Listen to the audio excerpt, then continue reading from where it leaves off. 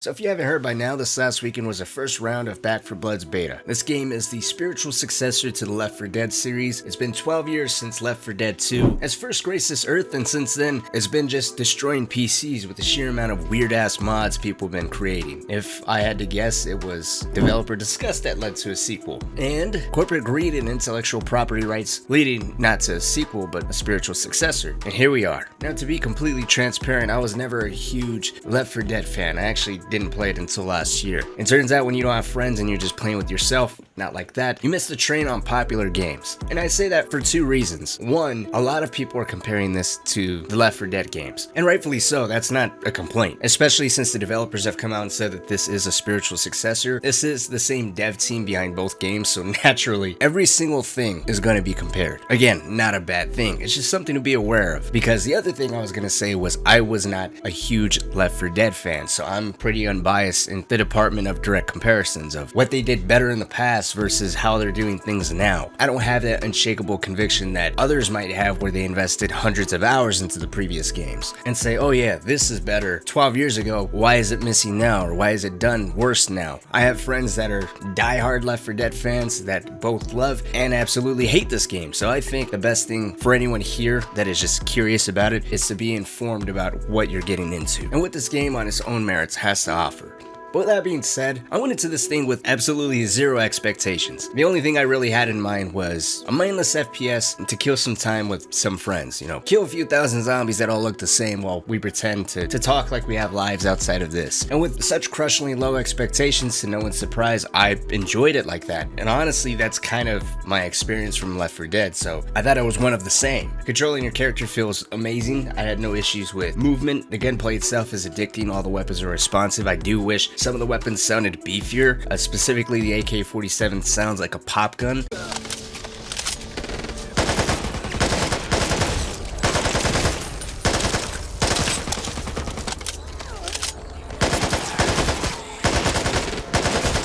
And that really bugs me. So while it would be nice for a lot of these weapons to sound like they actually have power behind them, I highly doubt a redesign of this game's entire weapon arsenal is at the top of their priority list. Highly doubt that. I do also want to say connection was solid as well. When it came to joining a friend or my friends joining me, all of that went down in a matter of seconds without any problems whatsoever, which is great because I was having quite a bit of issues with randoms. And here's the thing, I don't mind playing with randoms, or at least trying to give the game a chance with randoms. And obviously, if you don't have friends to play this with, then your enjoyment is really going to come out of that engagement. Because the bots in this game are horrible. The AI bots, they suck. I watched a bot shoot at a teammate's feet, and I watched another bot just walk face first into some Ridden. And when you die and you're spectating a bot, you notice that they have infinite ammo, so the fact that the bot sometimes doesn't fire and just runs face first into Ridden, it's like, what the fuck? I died because I had no ammo. You have infinite ammo and your ass ain't even shooting. So it'd be nice to get those bots fixed, because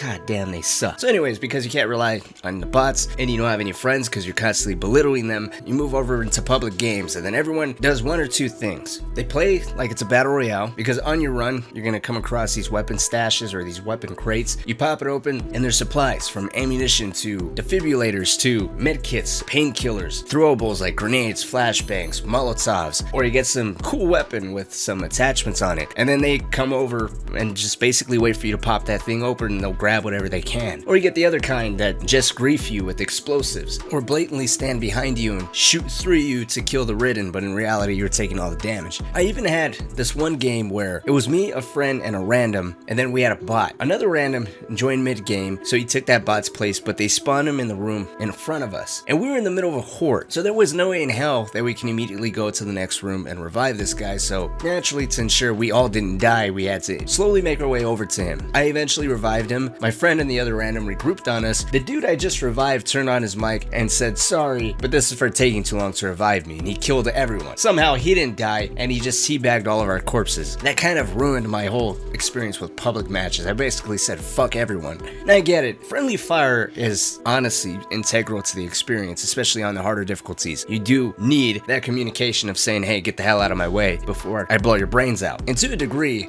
I do like the friendly fire. And I'm not blaming the developers on my experience. I'm simply suggesting, based off of my experience, to have a vote to kick system. The host was capable of kicking that guy, but if you come across a game where the host maybe isn't familiar with how to boot someone from the game, just make up for that by having a vote to kick system. 2 or 3 people vote, he's out of there, or the host can immediately boot him. And then maybe have an additional system in place that'll deter that type of behavior from happening again. And that includes me. I'm not gonna lie, I ain't no saint. There might have been a match or two where I chased a teammate down with the baseball bat, or we all made it to the safe room only for me to chuck a grenade at the 3 of them to see if I can get them all down before the screen went black. To take it from someone who was both a victim and an abuser of the system. While on the topic of suggestions, I think a robust tutorial for the decks is also a good idea. I mean, once you realize how they work, it's kind of a forehead slapping moment because it's easy and straightforward. On the amount of times I was asked about this. In Back 4 Blood, there's a deck system. There's preset cards, and then as you progress and level up, once you complete runs, you get this currency called supply points. You use supply points to buy more deck cards. Deck cards in turn by itself can add a decent variety of replayability. Now, what I was asked about so much was when you customize your deck, you're giving your cards in order. So that's something to kind of keep in mind for every run. But these deck cards change the attributes drastically, from the amount of stamina, your total health, healing efficiency,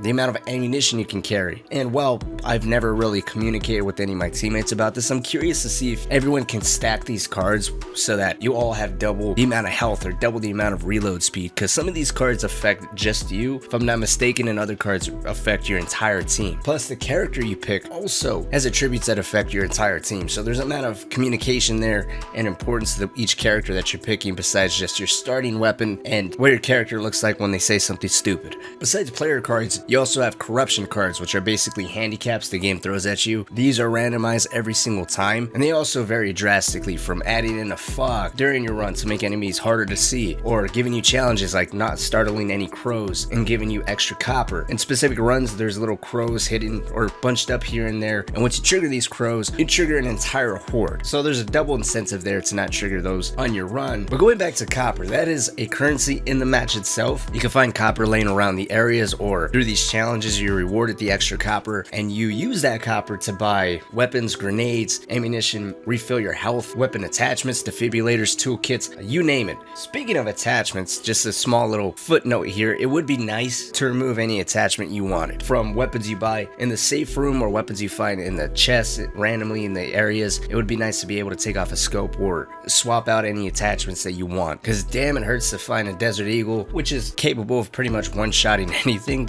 regardless of what difficulty you're on, and yet you refuse to use it because it has a shitty scope on it. On a bigger note though, they should really rebalance this game's difficulty. As of right now, there's only 3 difficulties you can play on. You have Survivor, which is basically easy, Veteran, which was normal, and then Nightmare, which should be hard, but in reality this is the way that it is. Survivor is brain dead, and basically you point and click adventure, everything dies instantly. You gotta actively be trying to die in order for that to happen. Then you have Veteran, which is really hard rather than normal, so you're getting what feels like 2 difficulties harder rather than just a difficulty harder. And then Nightmare is just on a whole nother level. I went from Survivor, which is supposed to be easy, to Nightmare, which is the hardest difficulty, and as soon as we started, 4 corruption cards right off the bat. One of them transforming zombies' blood into acid, so upon death they just leave toxic pools of acid that can kill you. And to make matters worse, in that first room, not only is every zombie we're killing dropping pools of acid that's there for a second or two, we had to deal with 4 special infected. Needless to say, we didn't clear that first room. All 3 runs we immediately pissed away. 4 corruption cards like that in comparison to Veteran, which would be normal, they gave us 2 corruption cards, and then on Survivor you're getting 1. But even that 1 isn't challenging. It's more like, hey, nobody get down, and you get 500 copper or 300 copper. It's something that's not even a challenge. It just adds to the mindless shooting. I mean, the way to play this right now is definitely Veteran, but even then you need at least one teammate who's capable of communicating or